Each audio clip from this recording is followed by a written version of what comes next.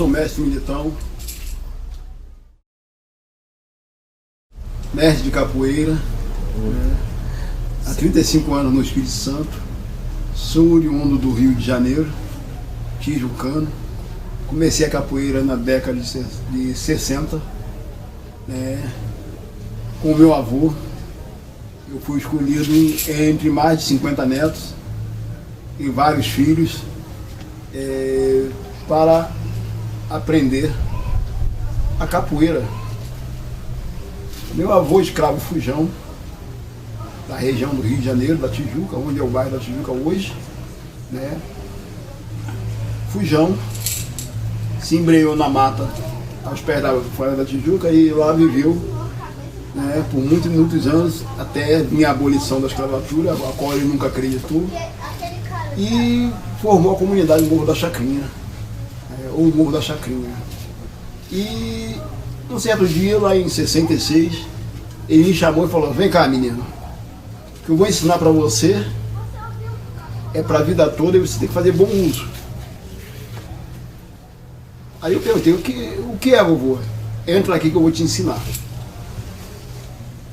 E começou a me ensinar um balanço, uns movimentos, que eu jamais tinha visto, naqueles meus 5 para 6 anos.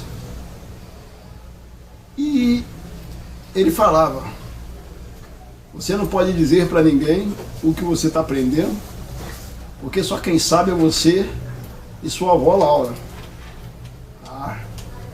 Nem seu pai, nem seus tios, nem seus primos sabem, porque você é o único que tem sangue de negro guerreiro na veia.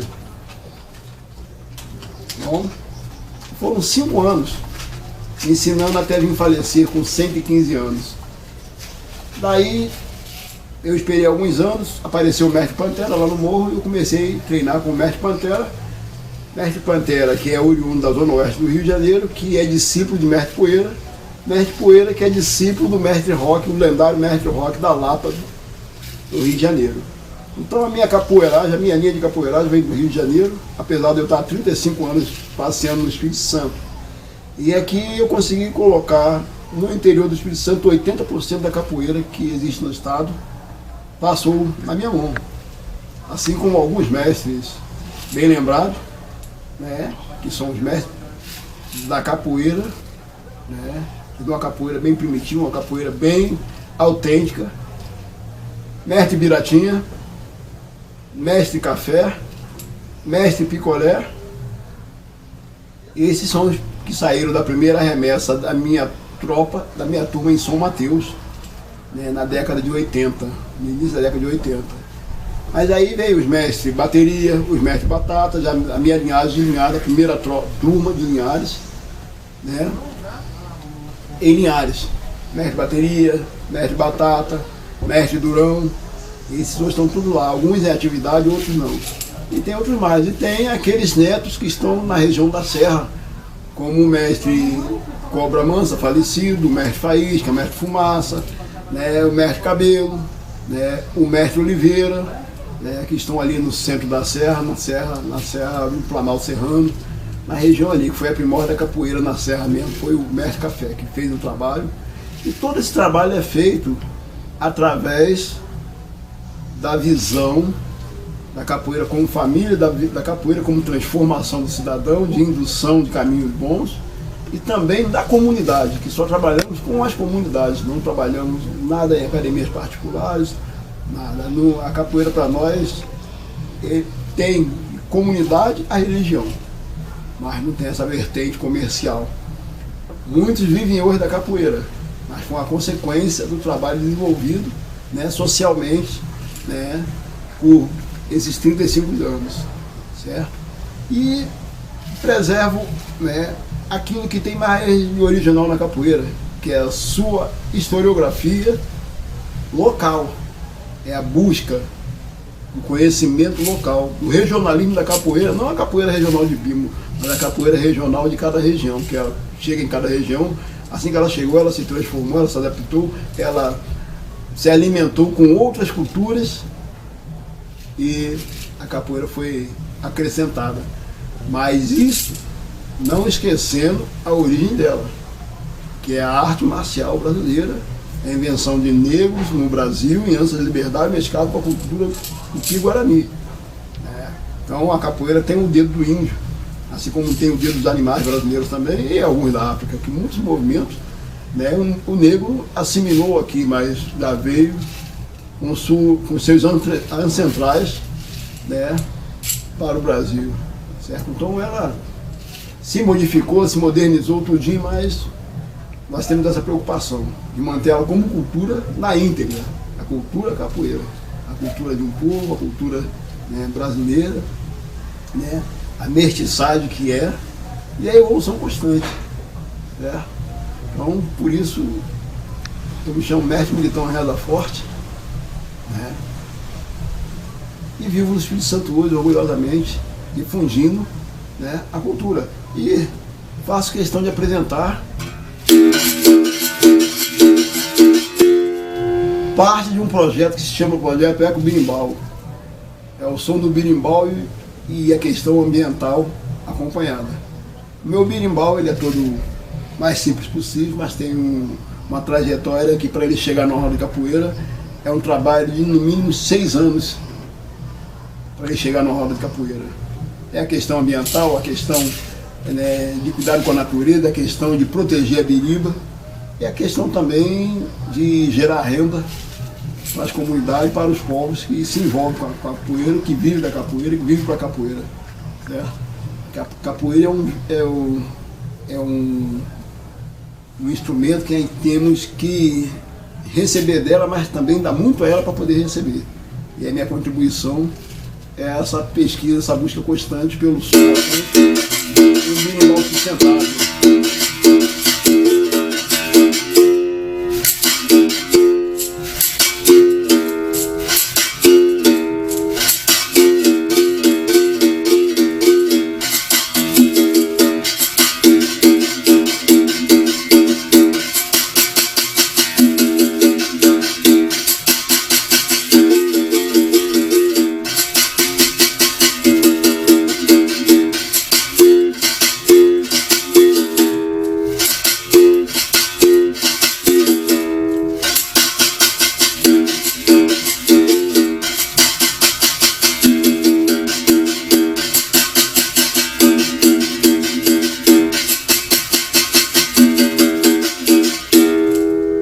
Som que ecoa, né, nas terras de Teodorico Trinca-Ferro, que foi o grande capoeira dessa região e a primórdia da capoeira aqui, o primitivo, o negro, quilombola, do Sapê, do norte, ou dos sertões de São Mateus. Gente, aonde começou a capoeira? Porque meu avô foi escravo fujão. E ele não tinha liberdade de estar em qualquer lugar, que ele não confiava. Mas a capoeira que ele aprendeu já veio da senzala. Muitos imaginam que a capoeira surgiu no quilombo. Não, porque a pergunta é simples. Quem veio primeiro? As senzalas ou os quilombos? A senzala. Então, o negro estava preso era na senzala, não estava preso nos quilombos. Então, começou nos quilombos, nas senzalas. E ao ganhar liberdade, ao fugir, formaram-se os quilombos, e lá foi se desenvolvendo, né? E isso sobre os olhos dos nativos, que eram os índios. Os índios não atacavam o negro, mas atacavam o europeu, porque ele sabia quem era o opressor e quem era o oprimido, né? Então o índio acolheu o negro, lidou com o negro como irmão, porque ele sabia quem era o oprimido. E isso fortaleceu a capoeira. Fortaleceu, deu condições da capoeira evoluir, se firmar, e o próprio negro se firmar, né, no interior, né, do Brasil, né, pelas selvas, pela mata, pela capoeira, né. A palavra não é capoeira, é capoeira. Então, mas o meu avô tinha umas características que me intrigavam.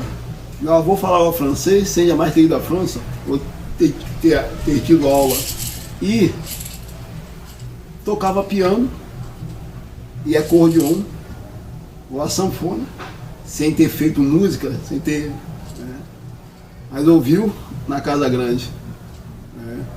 E ele, ao fugir, ele viveu tantos anos se esgueirando, se esquivando ainda de uma possível perseguição, porque ele teve que matar muitos que foram lá tentar desencovar ele de onde ele residia, né? Onde ele morava, na mata, né? Entre as pedras, né? No meio do mato. E com a evolução, né? Ele foi até chegarmos, né? Ao ponto de criar comunidade. Mas eu teria tudo para ser não só capoeira, como não sou. Sou um sambista, né? Sou filho de um mestre-sala, de uma porta-bandeira, apesar de meu pai ser um mestre-sala, tinha que saber os passos da capoeira, mas não aprendeu nada com meu avô, porque meu avô não ensinou para filho nenhum, né, a luta da capoeira. Então, uma pergunta, de onde veio? Né? Veio da senzala, meu avô fugiu, levou com ele, e desenvolveu, né, como arma de guerra. Foi o que ele me passou, a luta da capoeira. Né? Meu avô nunca tocou um birimbau para mim, entendeu? O máximo que ele fazia era bater a palma marcando, mas não era essa palma de 1, 2, 3, era a palma de terreiro. E ele falava, balança moleque pra cá, balança moleque pra lá, e toma aqui. E não tinha brincadeira. Os golpes eram todo objetivo.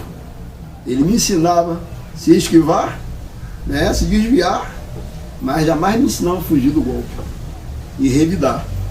Tudo que ele fazia, eu tinha que me livrar dele e aplicar em cima dele. Então é ensinável de que responder na mesma hora. E foram 5 anos desse silêncio. O interessante é que ele sabia o horário, ele tinha muito a questão das 6 horas, a Ave Maria.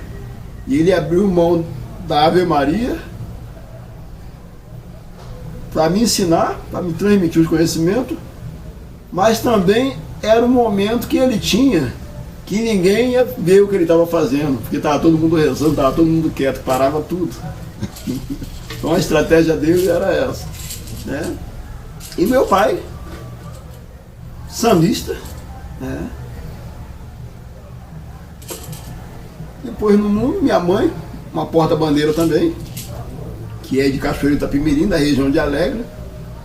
Fui para o Rio aos 7 anos e tenho 85 anos hoje. Então, eu nasci em 1961, né? Fiz uma porta-bandeira no mestre-sala. Sou sambista nato, né? E capoeirista por religião e por missão. A minha religião é capoeira. Não. O segredo ficou entre meu avô, minha avó e eu. Meu pai nunca nem suspeitou. Porque até eles foram me ver jogar capoeira, quando o mestre Pantera chegou no morro, né, que eles foram assistir o primeiro batizado de capoeira lá no morro. Nossa, eu fui o primeiro aluno do mestre Pantera lá no morro. Aí veio os cunhados dele, veio uma turma muito grande, muito boa. Inclusive o pessoal subia o morro para ir treinar lá. O pessoal da rua, no pé do morro, ia aprender capoeira lá. Os ricos subiam para aprender. Né? Então, era uma coisa assim. Então meu pai foi ver a capoeira, né? A minha capoeira, já quando eu estava com o mestre Pantera. Né? Então, ele morreu sem saber que quem me ensinou a parte bruta, a parte primitiva, a primórdia da capoeira, foi o pai dele. E o pai dele chama-se Maximiliano, nome de imperador, né? Mas conhecido como Negro Massu. Masculino habilidade, Massu, né? Então, conhecido. E com 115 anos morreu de velhice, enxergava bem, fazia a movimentação todinha bem, andava bem, lia bem, né? Ainda era namorador, brigava com a minha avó. Né? Porque ele saía na rua andando, as meninas mexiam com ele, ele respondia tudo aquilo, aí minha avó ficava com ciúme, eles com 110, 115 anos brigando, um com ciúme do outro. Né? Então a minha linhagem é essa. Né? E vim com o Espírito Santo, Isso é uma contradição, porque carioca, morro, Rio de Janeiro, veio para o norte do Espírito Santo, com uma cidade que é extremamente racista, parece que não, Linhares, né? Uma cidade extremamente escravocrata, né? Ainda, e conseguiu ocupar o interior do Espírito Santo com a capoeira, né? Gerando produto, alunos, professores, instrutores e mestres, e consegui atingir até o sul da Bahia, onde eu tenho trabalho há mais de 15 anos no Prado, com o contramestre Geraldo Madeira, e está lá. Então eu sou sou carioca, mestre de capoeira, não sou baiano e vou na Bahia dar aula, né? E muito pela cultura capoeira, né? Então é uma estrada assim, daqui eu saio para o mundo. Daqui eu saio para o mundo, a minha bandeira hoje é o Reza Forte, né? Associação Reza Forte, mas sou descendente do Pantera, que é uma das primeiras entidades de capoeira registradas, né, no Brasil, um modelo, né, que o governo exigia, né, com o CNPJ, são os mais antigos CNPJ do Brasil, né, ainda na época da Confederação Brasileira de Pugilismo, não tinha CBC, não tinha Confederação, tinha Confederação Brasileira de Pugilismo, que era responsável pela capoeira na época, né? E com isso a gente tinha até argumento para enfrentar a repressão. Eu fui militar por 5 anos, né? Fui do Exército Brasileiro, e até esse lado, porque fui repreendido por ser negro, morar no morro, sofri todo tipo de pressão, apesar da liberdade, apesar da escravidão ser transferido, não acabou, se transferiu, virou todo o povo brasileiro, mas ao mesmo tempo, na minha juventude, fui conhecer a opressão, né, os opressores do povo brasileiro, que foi o regime militar.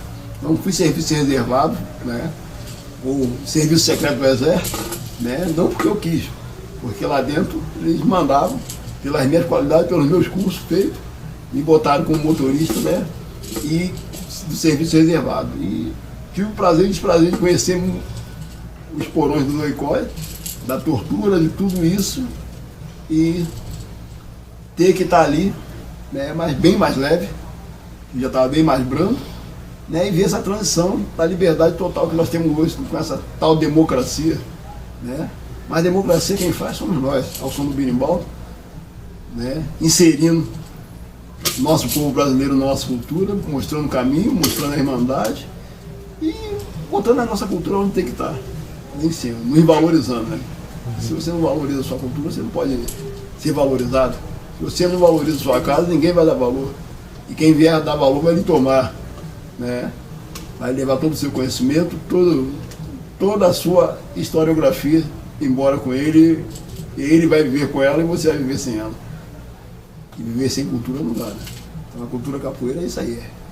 É eternamente a evolução constante, né, dela. Mas evoluir sem deixar, né, a base, o que é de base, o que é verdadeiro, de lado. Porque muitos aí estão confundindo capoeira com ginástica de solo. E capoeira não é ginástica de solo. A capoeira é a arte marcial brasileira. É a luta do negro no Brasil, né? Hoje é do povo brasileiro, que hoje, quando a gente falamos na negritude, falamos naquele que é branquinho, naquele que é pretinho. Porque quando a gente fala em questão racial, nós falamos na raça humana, não é na raça negra, na raça branca, não é no ariano. Nós falamos assim, na raça humana, que está lá do outro lado do continente, que surgiu lá, né, os povos africanos. Então, quando a gente fala na questão racial, falamos, né, numa raça só. Porque se tiver que ter outra raça, é a raça brasileira. É mistura de todos os povos no planeta para estar aqui nesse país, um pouquinho de cada país. Está aqui na nossa República Tupiniquim, conhecido como Brasil, né?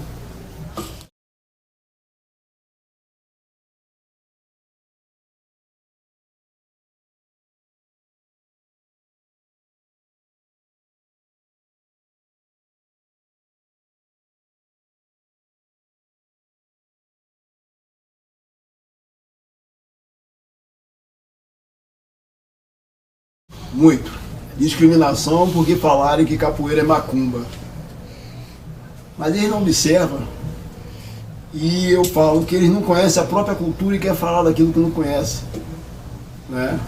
Eles não observam que as matrizes africanas, as religiões de matriz africana, elas rodaram o mundo, né? Rodaram o mundo, porque o começo da humanidade é com o negro, é com o africano. E quem veio antes? O negro ou essas religiões que estão aí, europeias, que eles dizem ser evangélico e ser católico? Bem antes, né? Então a questão da religião na capoeira é a liberdade que nós temos para cada um ter sua religião e respeitar dos outros. Porque eu já fui muito discriminado e vi muitos abrir a boca para falar o pensamento deles bestial, que capoeira é macumba, não é. Até porque macumba não é religião. Macumba é uma árvore do continente africano, né, que se faz os tambores, porque ela tem a boa sonoridade, boa acústica. Então ela dá qualidade ao som, não é qualquer madeira que dá qualidade ao som de um tambor ou de qualquer instrumento. Entendeu? Então a macumba é isso, é uma árvore, né, que se faz os tambores africanos, que é um instrumento de comunicação, além de ser religioso, né, e musical, porque aí está a história, né? Mas no Brasil nós temos a macumba, conhecido como pau-tambor, na Mata Atlântica, e é dessa região aqui. É uma árvore africana que tem no Brasil. Isso mostra aquela relação de quando os continentes eram unidos, né? Eram todos juntos, com a separação dos continentes, ficou alguma coisa para nós aqui da África, né? Tanto a mata, que hoje é Atlântica, mas não é equatorial, né?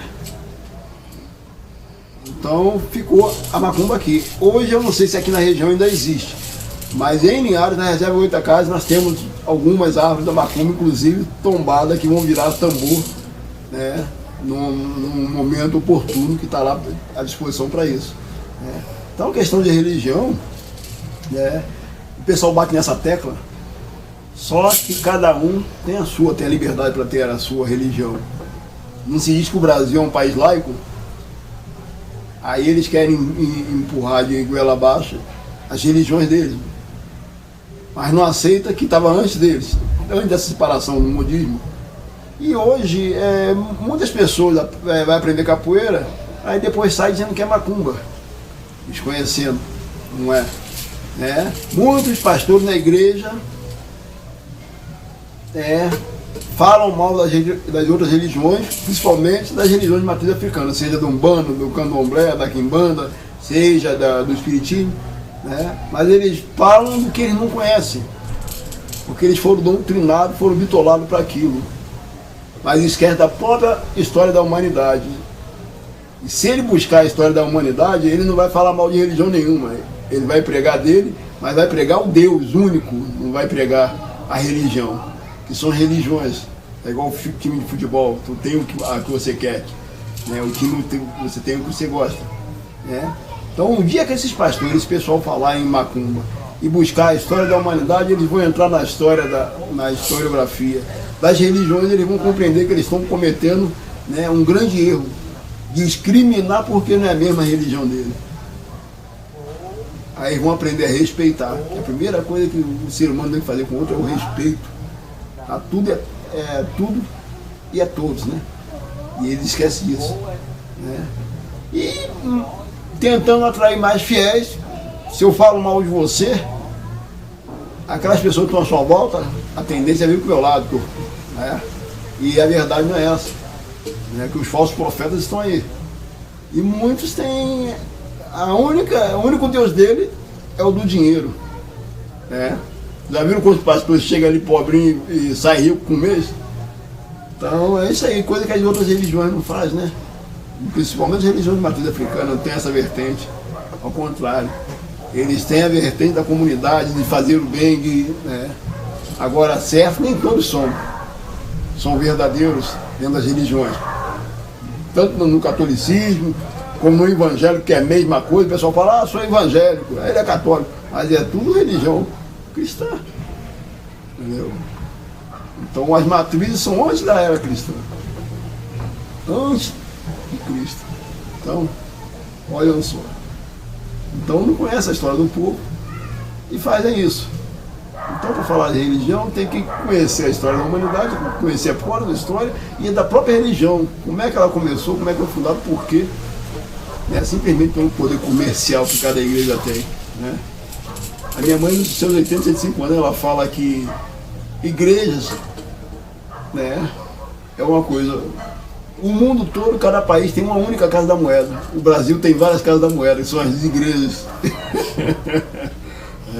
Então, não é para nós essa discussão de discriminação, porque nós precisamos de todo mundo, não precisamos de uma religião, nós precisamos daquele que todo mundo esquece dele, como fala a religião, do Criador, que aqui eu chamo Zambi, o Lorum lá, né, que é tudo Deus.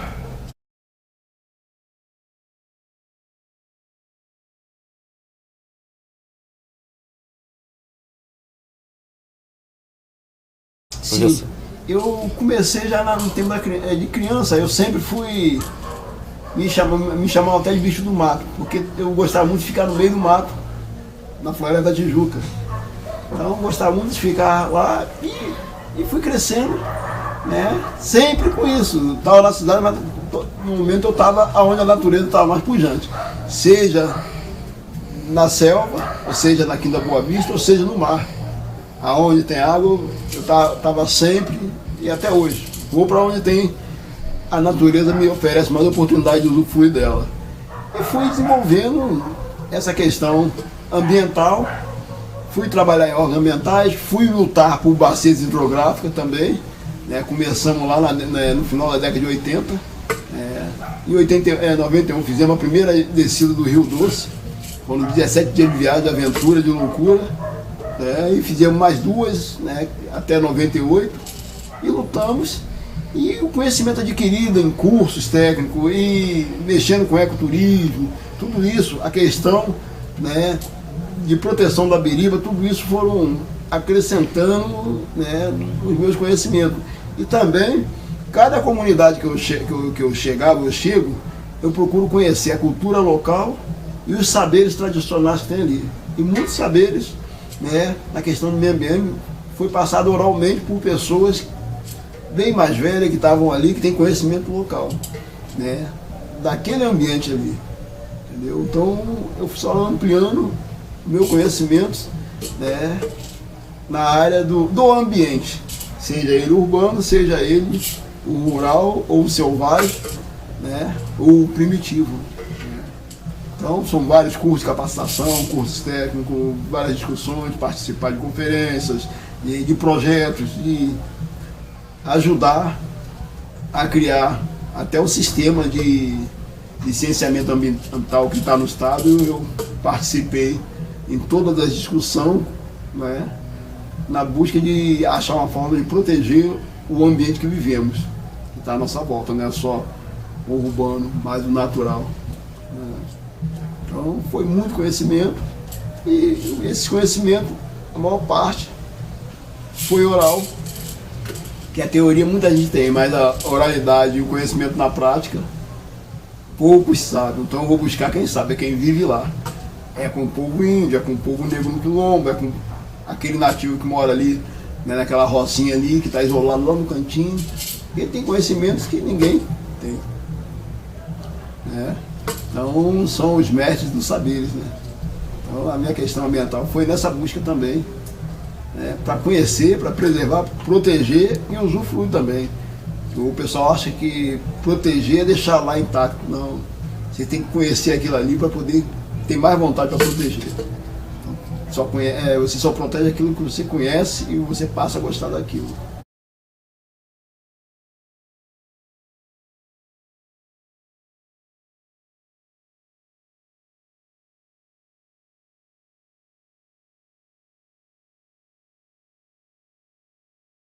Sim, a extinção, não só da biriba, mas de outra, é um processo único. Mas cada região ela tem uma diferença. Por exemplo, A Mata Atlântica é o habitat natural da biriba e de outras espécies, né?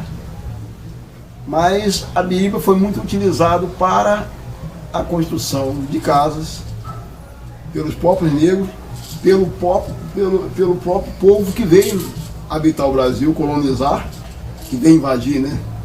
Veio invadir. Por quê? Essa forma de fazer a casa de estuque, ou de pau a pique, ou de taipa, né, que aqui na vila tem algumas que você vê ali, o pessoal realça bastante, foi que fez ela sumir em algumas regiões, mas foi engrossado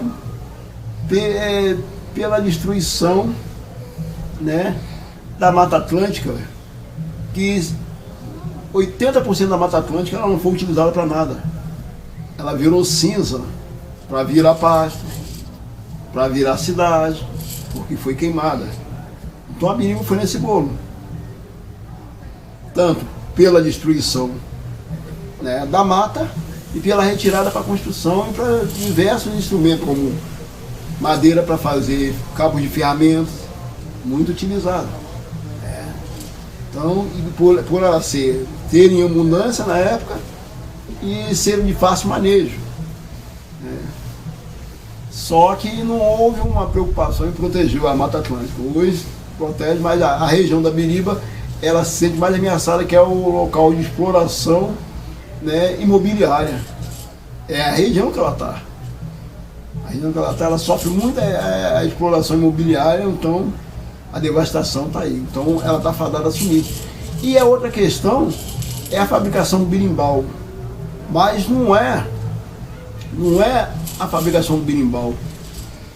Não é o capoeira que faz isso. É as pessoas que não são capoeiristas que produzem o berimbau em grande quantidade, mas se ele tira 100 vegas numa região, ele deixou lá 1.500 vegas cortadas, que ele cortou tudo e largou para lá. Então se ele tirou 100, tirou 50,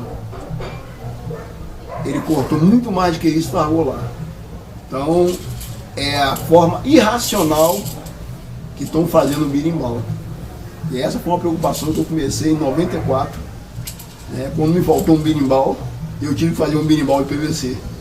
Eu inventei o berimbau de PVC, né, e aí me surgiu a necessidade de fazer o berimbau de biriba. Aí eu comecei a trabalhar, né, comecei a buscar o conhecimento dela, o entendimento dela, como é que eu fazia para manter ela, para continuar, né, dando a natureza o que ela precisa, condições de se recuperar. Aí eu descobri, aprendi a fazer ela por estaca, descobri a semente, né, descobri que a semente ela tem um tempo para germinar, é tão curto, são 3 dias no máximo, né, descobri o tipo de solo que ela precisa para poder crescer, para se desenvolver, né. Então eu saí daquela questão de ser um predador da natureza para ser um parceiro e dela eu tirar, né, a continuidade dos berimbau ecologicamente corretos, né. Então aprendi o manejo dela. Tanto é que hoje eu tenho alguns órgãos de governo, tem um carinho comigo, esperando a licença do Ministério do Meio Ambiente para mim produzir em grande escala, mas com esse cuidado. A promessa, e quando a gente tiver a licença e começa a produzir uma quantidade boa, né, para abastecer o mundo do berimbau ecologicamente correto, ou do eco-berimbau, para cada berimbau gerado, nós teremos que levar para a terra no mínimo 50 mudas, de 50 a 60 plantas para botar na terra. Então é 60 por 1. Para cada berimbau produzido, 60 árvores tem que ir para a área plantar, para dar continuidade. Mas não só da biriba, mas de outras espécies, porque você tem que fazer um reflorestamento equilibrado com outras espécies. Não pode fazer só com uma espécie, senão vai virar monocultura. Então você tá mantendo uma e extinguindo outras, né? E quando você extingue uma espécie de vegetal, você leva no mínimo mais 10 espécies junto com você. E essas 10 espécies pode ser vegetal, pode ser animal.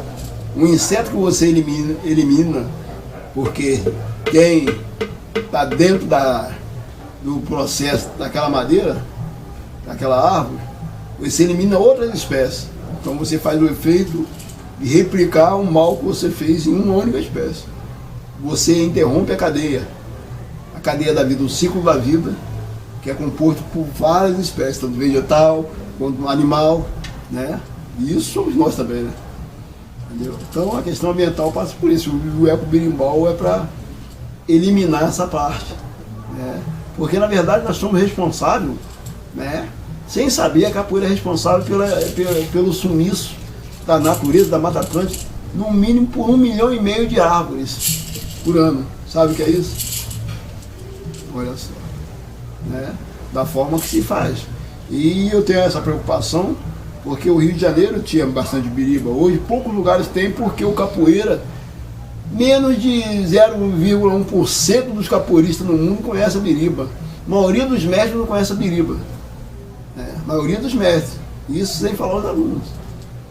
99% dos mestres não conhecem a biriba. Nunca viu uma árvore da biriba. Mas tem um birimbau. Então não tem a consciência de onde veio o birimbau dele. Como é que foi a geração daquele birimbau para chegar até a mão dele. Então essa consciência nós temos que ter, que transmitir, continuar transmitindo, né? E agora a minha preocupação maior é o sul da Bahia, a região de Porto Seguro, porque Salvador já não tem mais biriba. A ilha de Itaparica já foi. O Mestre Lua não tem mais biriba. Ele está buscando de fora, em outros lugares. E de Porto Seguro está saindo muita biriba, né? Mas se saísse a coisa selecionada, no manejo não sai. Sai a forma de destruição, uma devastação. E a maioria de quem faz isso sabe que está cometendo crime ambiental. Se você vai na mata, numa área de preservação, que todas as matas são, para retirar, só você entrar você está cometendo um crime, sem autorização. Para você retirar qualquer produto dali, seja a biriba, seja o cipó, você já está cometendo outro crime ambiental. Então você já comete 2 crimes só em entrar na mata.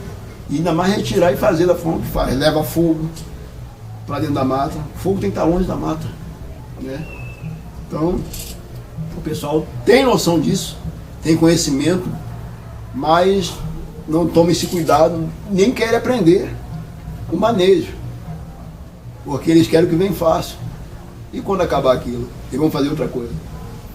Vão fazer birimbau de outros. Né? Então a minha preocupação é essa. O que vai ficar para nós? Eu sei que eu vou ter o meu estoque garantido, que eu estou batalhando para isso. Agora lá, né? Então a perca ambiental, extinção é para sempre.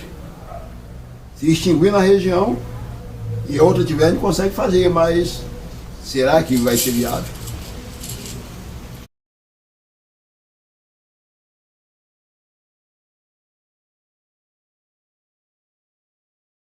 E rodo Minas Gerais e sempre que eu rodo eu procuro levantar lá qual o tipo de maneira que eles fazem os birimbás deles, em cada região.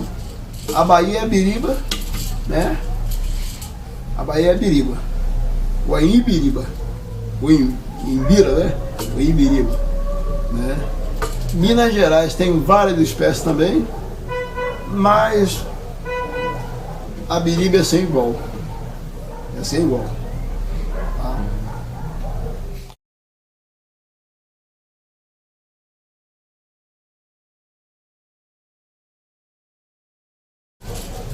Temos muito, por causa, temos muita capoeira e muita diferença, mas temos um grande modismo. Então a diferença eu vejo nos grupos que mantêm a capoeira como cultura, que busca o conhecimento da capoeira como cultura. Aqueles grupos que buscam o modismo, buscam o momento, buscam a evolução dela, não conheceu a base, não conheceu as raízes, não conheceu as origens. Eles sabem por alto, mas não vai buscar. Eles, quando falam o que é capoeira, eles não botam interrogação no final da frase. Aí só replica aquilo que eles aprendem aí no Ctrl+C, Ctrl+V. Então há uma grande diferença. O que é grupo de capoeira que segue a tradição, que busca o conhecimento, que busca o entendimento, e tem aqueles que são só mais um dando pernada. Aí tem muito. E há uma grande diferença, né, desses grupos. É por isso que eu sempre acompanho de longe, sempre que eles podem, que eles me solicitam, eu estou. Volto ao mundo, né? Acompanho sempre eles porque eu vi neles essa vertente, a preocupação com a qualidade da cultura capoeira, o entendimento, a busca constante, né? Não é outros grupos que tem por aí. Então eu me identifico com esses grupos, essa diferença está aí. Na qualidade dos capoeiras, até ao chegar, encontrar outro capoeira, recepcionar ele é diferente. Então é muito diferente. Que tem aqueles que são muito estrelas. E o estrelismo promove um vazio. O eu de muitos atrapalha a capoeira. Ou atrapalha o capoeira, que a capoeira nada atrapalha, que ela vai estar aí a vida toda. Né? Então a diferença está nesses modismos aí, nesse boom que eles fazem, né? Que é um boom, é um estouro.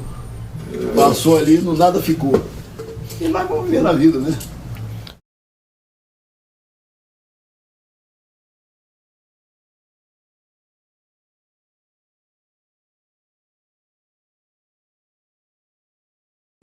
O interior do Espírito Santo foi diferente, né? Que nessas minhas andanças eu trabalhei isso.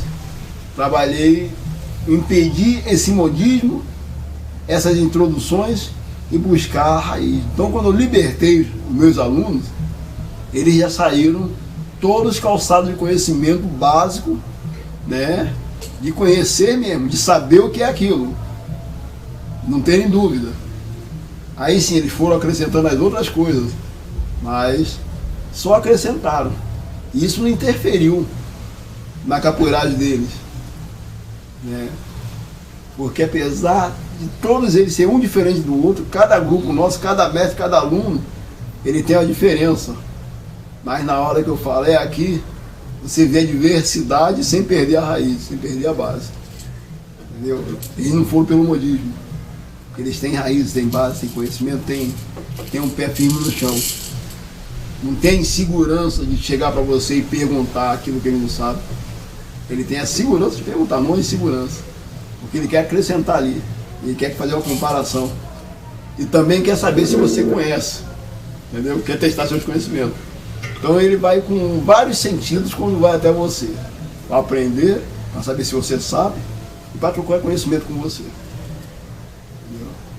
Então a diferença é pouca. Agora na Grande Vitória, ali poucos grupos se destacam na capoeiragem, porque não tem a essência da capoeira. Entendeu? Aí eles têm que aparecer como? Fazendo os projetos fantasma, né? Tem que estar ali na mídia, tem que se preocupar com um sistema de divulgação, senão ele não aparece. E não ganha o dinheiro deles e se perde, né? Enquanto nós não se preocupamos com isso. A nossa preocupação é transmitir os saberes. Né? Transmitir os saberes. Mas deixar para aqueles o que é de base, o que é de instrumento de evolução constante. Não é um vazio. Não se começa uma escada construindo de cima para baixo. Não se sobe uma escada faltando degrau. Essa turma tem uma escada que falta muitos degraus. Então eles deram um pulo, saíram do nada, estão lá em cima. Mas se eles tiverem que voltar pelaquela escada, eles não vão conseguir descer, vir até a base, ao conhecimento profundo da capoeiragem, da capoeira, porque eles não calcaram o degrau de ida. Esse degrau vai impedir que eles cheguem ao conhecimento mesmo. Aí param por aí, desiste. Diz que a capoeira nunca deu nada a eles, mas ela deu muito e eles não sabem disso. Porque ele não soube pegar passo a passo, ele quis estar lá na frente, estar lá em cima. Né?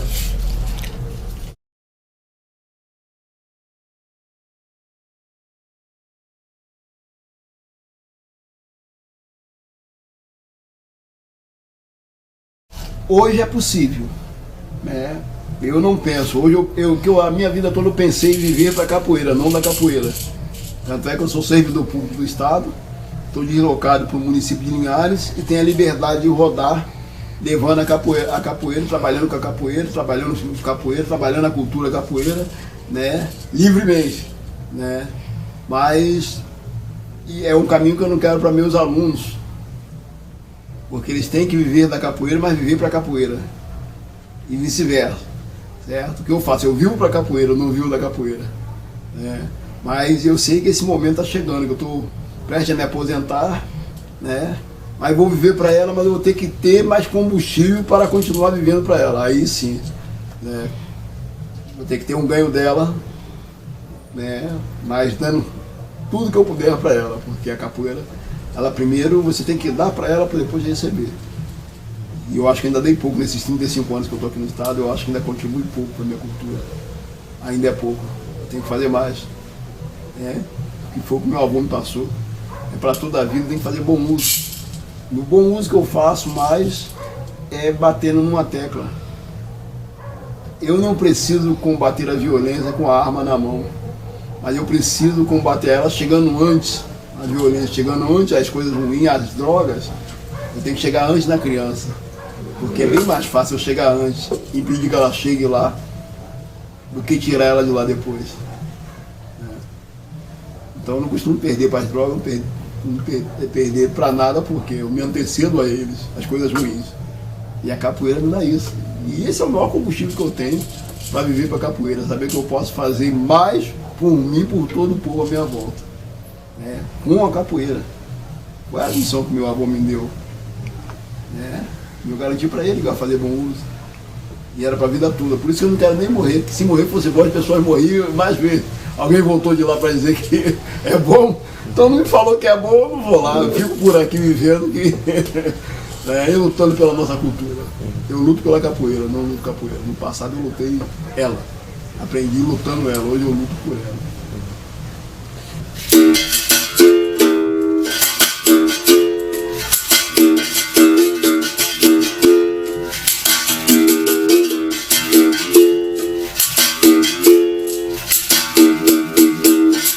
Capoeira tem perversidade, tem maldade.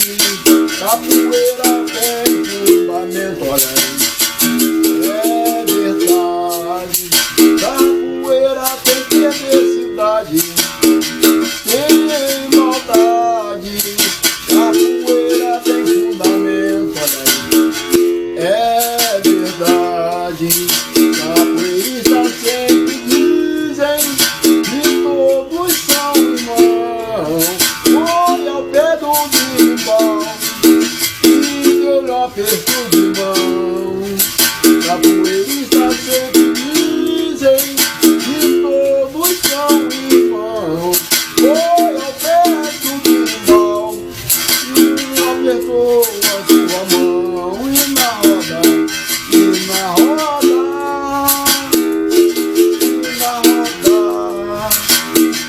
ele era um irmão. O jogo acabou com o outro no chão.